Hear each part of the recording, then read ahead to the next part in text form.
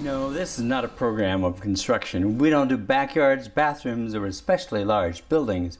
However, there are certain things that businesses and organizations have in common with construction. One of those is a sound foundation.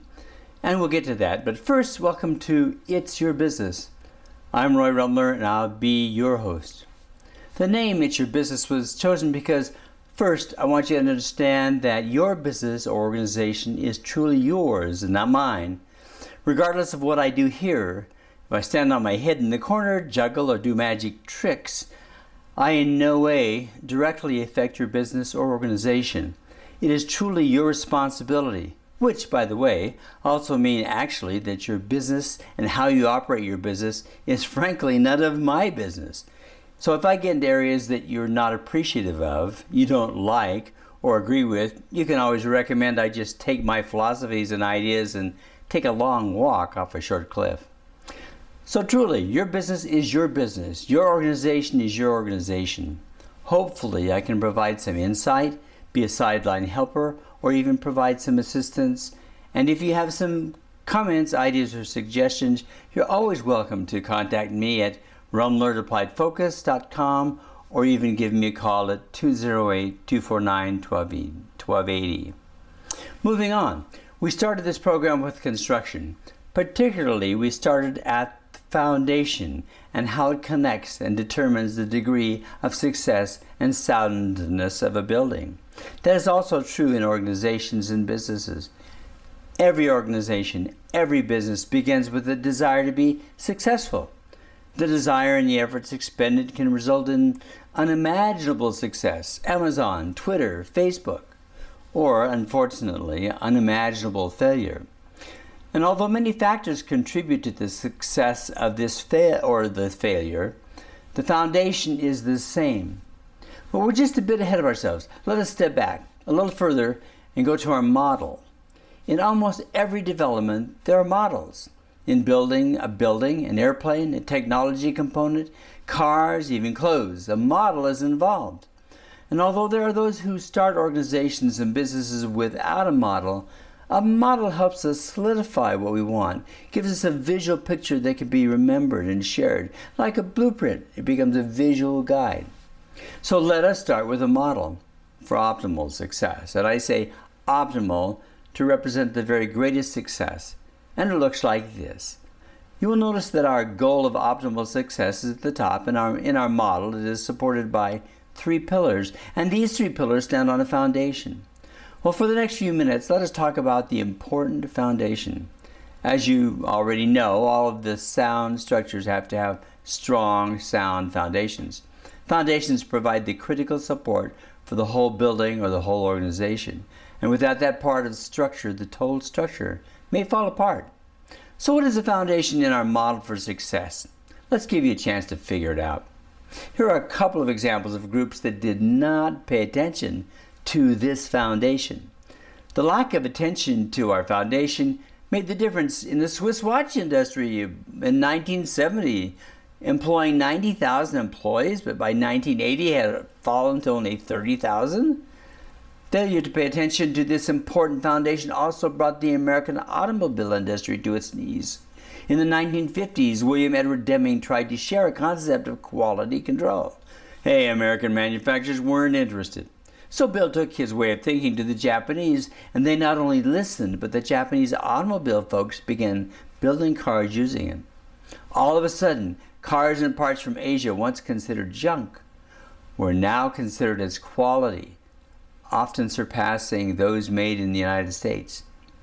And in the United States, Japanese vehicles began outselling American cars.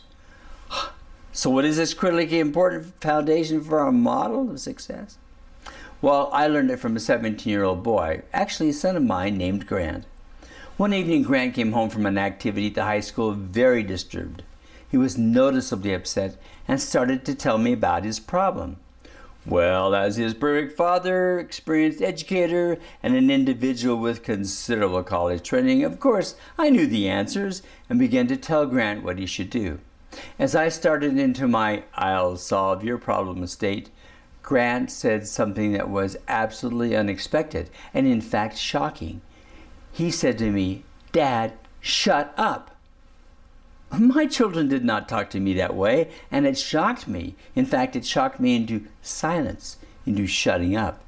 Grant then added the important words, and listen. That was when I learned my lesson. Listen. But it is more than that. The foundation for success is the willingness to learn. To learn, to listen, to observe, to always be open to learning. So let us put that at the critically important foundation spot. And it supports everything, and put it where it belongs, as the footing for success. Remember the Swiss watch industry? What happened? Why, their concept of watches was that a watch fit a certain pattern, basically round, had numbers, had hands, and a mainspring. They were aware that digital watches were coming onto the scene, but after all, digital watches? They didn't fit the watch pattern. The Swiss watchmakers, like the American automobile industry, failed to be open to learning. Now, I don't want you to think that this is all coming from Roy Rummler and his son Grant. Business leaders have long warned and advised that the key to success was tied to the willingness of leaders to learn, to listen, to pay attention. The famous business leader and writer Peter Senge advised in his book, The Fifth Discipline, that learning is the continual expansion of the capacity to create the future. Senge says that learning is the key to maximum success. Brian Joyner, in his book, Fourth Generation Management, advises that rapid improvement requires rapid learning. Ray Stata advised that the only sustainable competitive edge is the rate individuals and organizations learn. And even Stephen Covey, in his famous 7 Habits of Highly Effective People, notes that leaders are continually learning. So, in a world where progress happens so rapidly, it is critical that we are open to learning from all areas, from our competitors, our customers, and perhaps most importantly and most often neglected, our own employees or members of our own organization. Well, we've shown you examples of how not being alert and willing to learn causes problems and failures, but let's share with you a positive side. A group that did listen, did pay attention, and it not only saved their business, but made it a strong component. That was Apple. In the old days, Apple had their Apple computers. They had their little Macintoshes and other Apple-named computers. In those days, Apple was fairly successful. Then Bill Gates appeared on the scene. All of a sudden, Microsoft, the world was flooded with Microsoft computers and operating systems. Apple found their market share slipping. They couldn't compete with the flood. However, someone at Apple was listening and learning. Now, these Apple folks might have heard, and I caution you, might have heard something like this. Wires, wires, wires. They're always cluttering up our room, and that ugly computer and the monitor and the stuff. I wish someone in one of those gall darn computer making places would figure out a way to get rid of some of this junk.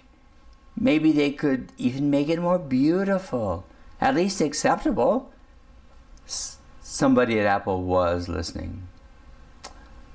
What did Apple do? Well, they knew that everyone had to have a monitor, a mainframe, drives, and all those components. But why not put them all in the same unit? That would get rid of a lot of the wires and mess. And while they were at it, someone thought, why not make it a part of the furniture? Kind of cute. How about making the units in color and even transparent? And they did. Of course, you know the rest. Apple has been a different kind of organization, and they've been in the middle of innovations. And not only did paying attention save them from destruction, it started a trend of thought and habit in the company. It has made them consistently very successful.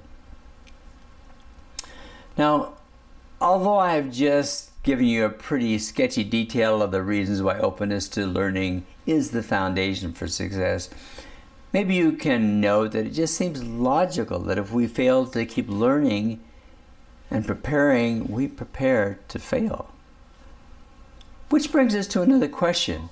If business leaders believe that learning is essential for progress and success, and if it just seems logical, it's a no-brainer, then why is it that we see it so infrequently everywhere we look? Of course, like everything, there are some reasons, and reasons, by the way, you may want to check yourself against. And although there is no order to these reasons why we fail to do anything important, in this case being open to learning, but for ease of remembering, I'm going to number them.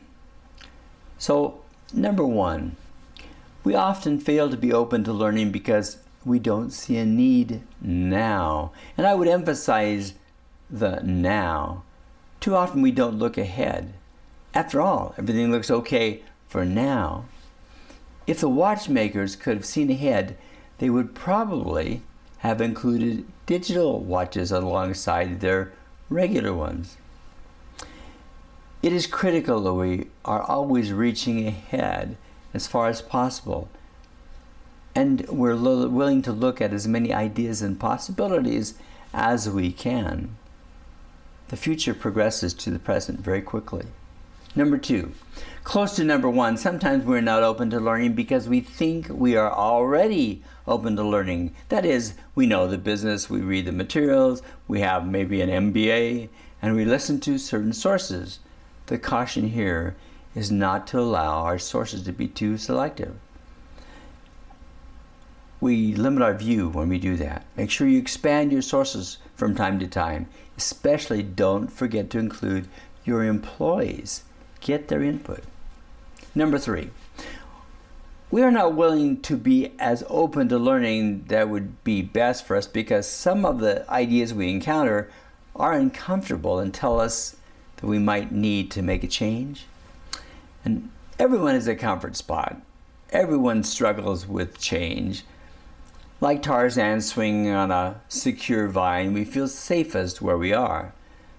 The obvious danger, however, is that the vine could break, or as momentum is lost, could stop swinging, making it impossible for us to reach the next vine. 4. Finally, and I hate to bring this up, particularly because I exhibited it so well, and few would admit to it, but sometimes we're closed to learning because we think we know it all. The watchmakers knew all about watches. They'd been making them forever, or did they? The automobile industry knew that those foreigners could never produce a car or cars that were as good or would sell as well as those made in this country, or could they? There may be a number of other blocks that keep us from being aggressive learners. Just remember that being open to learning is kind of like shopping at a market where there is a large variety of food. Knowing and seeing that there are 15 different kinds of apples doesn't limit what we buy. In fact, we may purchase the kind of apples we always purchase. However, it does give us an opportunity to examine, perhaps even try, a different one. Before we summarize and wrap this up, I should probably clarify one point, and that is learning. The examples we've given you have dealt with an attitude, the need to be aware. However, there are many sources and possibilities in learning.